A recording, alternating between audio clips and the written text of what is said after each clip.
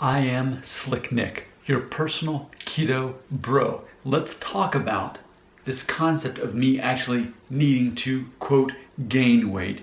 And let's look at this comment, and then I'll share some real life feedback I've received as well, which inspired me to change what I'm eating, change my diet in an effort to, quote, gain weight. And for those of us who are in the process of cutting fat and gaining muscle, we know that losing weight or gaining weight is not really a thing. You're either cutting fat or you're gaining muscle, and that's really what we're talking about. Here's a video I made, and this is a comment from 2 weeks ago, I'm just not saying it, from someone named Recall. Said the video is, until you stop eating carbs, you can never really understand how hungry they're making you. Recall had this to say, quote, Nick, do you do any workouts? You may have lost weight, but I feel that you need to gain some more muscle, end quote. So yeah, let me tell you something. So that's actually not the first person to say that recently. So one is my wife. My wife regularly says, man, you're getting so skinny. Like you're gonna disappear before too long. And then also my friend Mark Glesney, who is my friend, and he's a personal trainer. And he saw me recently at Publix. I was leaving with my groceries for the week, and he said, hey Slim, and then later on, and he messaged me and he said, I really feel that you need to gain some muscle. He says, you're definitely losing the fat, but as far as muscle, I'm afraid that you're actually losing muscle mass as you're losing the fat. So there's a comment from someone, there's my wife, and then there's my friend and trainer. So right off the bat, there's those three. I think this is important to discuss because let's start with the obvious. The obvious is keto has been working. By me shutting off my ability to store fat, I have not been gaining fat on my body. Even with the prior 2 weeks to this, me aiming for a 3,000 calorie a day, and then with dropping my carbs less than 20, I gained no weight during that time. But my protein may not have been as high. Maybe I've been focusing more on fat. So what I've done is I've constructed, and I've worked very hard on this, and I'm sure it's going to change because it's already changed basically every day this week. But what I've done is I've put together a meal plan for me to be able to gain muscle mass and continue to lose the belly fat. I'm still at about 10 pounds of belly fat here that I really want to get rid of. So I'm in the process of trying to do that contradiction of putting on muscle mass while losing fat, while burning fat, which traditionally we have learned that if you want to lose body fat, you've got to be in a caloric deficit. So that's not so much an issue for me, but my friend Mark reminded me, you're going to have to really increase that protein. I weigh 157 pounds at this point, but he's saying, that whole classic idea of you want to match every pound that you weigh with a gram of complete protein. So basically he's saying, really you need to beat that. You need to be more than 157 grams a day of complete protein.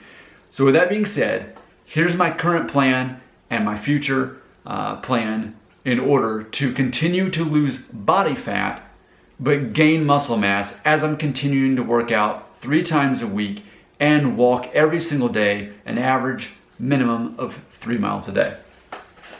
Here we go. So I do intermittent fasting.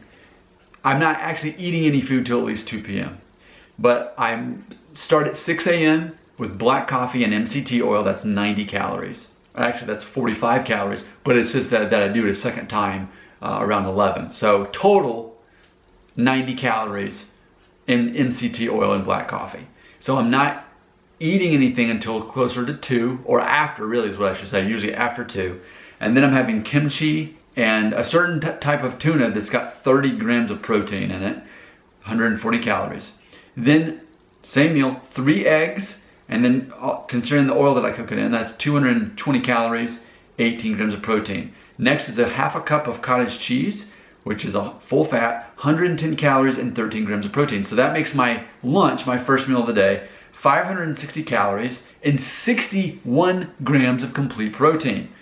Then a couple hours later, I'll have my dinner, maybe around 5:30. I have a big bowl, a big mixing bowl of dark green lettuce salad with guacamole in there. That's 100 calories. Then I specifically pour in virgin olive oil into that kind of as a dressing. That's 120 calories, but it's supposedly the type of calories that's going to really burn fat and raise your temperature so that you burn that fat. So that's why I'm willing to take a hit on those calories if that does what it says it does. Next is a small baked potato that it's actually twice baked. Have you noticed if you boil a potato, it's got a different texture than baked? Well, if you bake it once, then let it cool off, then reheat it, it has the consistency of a boiled potato, which is supposed to reduce the starch in the potato, not necessarily the calories, but therefore cause you to be less likely to store fat from eating those calories, because that is 37 net carbs. Twice baking it, in theory, is supposedly takes away the effect, or a lot of the effect of those carbs. Look it up. When you Google it, you'll see it's all over the internet, including health websites as well. So I'm taking a guess on that. I'm taking a gamble on that. Next is, well, I put butter on it, so that's 100 calories. Then I do another half cup of cottage cheese, which is another 110 calories and 13 grams of protein. And then whatever my meat will be for that day. So I'm really only eating one portion of meat a day, other than the 3 eggs. So this week I've been big on turkey patties. That's 240 calories and 24 grams of protein. Tonight I'll have half a pack of bacon, which is actually similar calories and protein.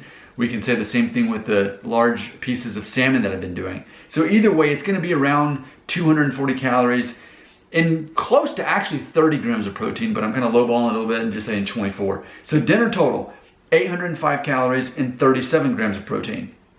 And then for my third meal, which I do about an hour and a half later, right before 8 o'clock, I'll do my dessert. That's my third meal.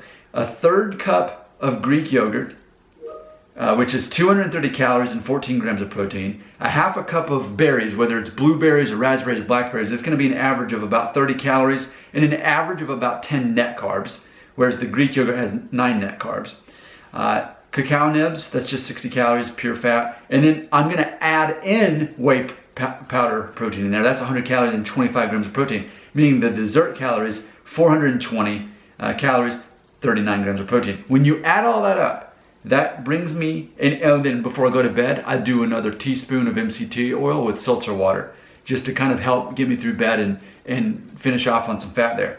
So that brings me to a daily total of 1,830 calories, 137 grams of protein, and 56 net carbs, but maybe less depending on the starch of that potato. So right now though, the focus this week is, and probably next week, is to keep me in that caloric deficit while getting a good amount of protein. Not quite as high as it needs to be, but what I want to do is do this for a week or two and see how my body weight ends up, see if I'm losing body fat from doing that. And then from there, I will increase 100 calories, which means eventually I won't be in that deficit anymore. But supposedly, as long as I'm increasing the calories with protein and pure protein only, then that's going to put me in a situation where as long as I'm not over 2,300 calories, and my friend Mark Glesney, you can Google him, Mark, M-A-R-K, Glesney, G-L-E-S-N-E. You can Google that guy. His goal is for me to do 23 calories a day eventually, when I work my way up to it gradually, and 172 grams of protein. So here's actually what I'm planning to do to get to that point, is I'm planning to add an extra serving of tuna, which would actually bring my calories up to 1,960, and my protein up to 167, which is pretty close to the 172 that he wants me to do. Even by doing that, I'm still less than 2,300 calories. That's 2,127 calories. So I still have room I could still throw in a second serving of whey protein to put me closer to that 23 eventually. But I really want to focus on remaining in the caloric deficit and playing with that, seeing how that works as I'm in the process of still getting rid of that excess belly fat, but while building protein. And closing thought is this: I reached my initial goal. I mean, through keto, I've eaten a lot of bacon and butter and heavy cream, and it's worked. I've shut off my ability to gain fat, But as my friend Mark says, possibly at this point, since I've been kind of plateauing for a little bit, perhaps I'm actually losing muscle mass.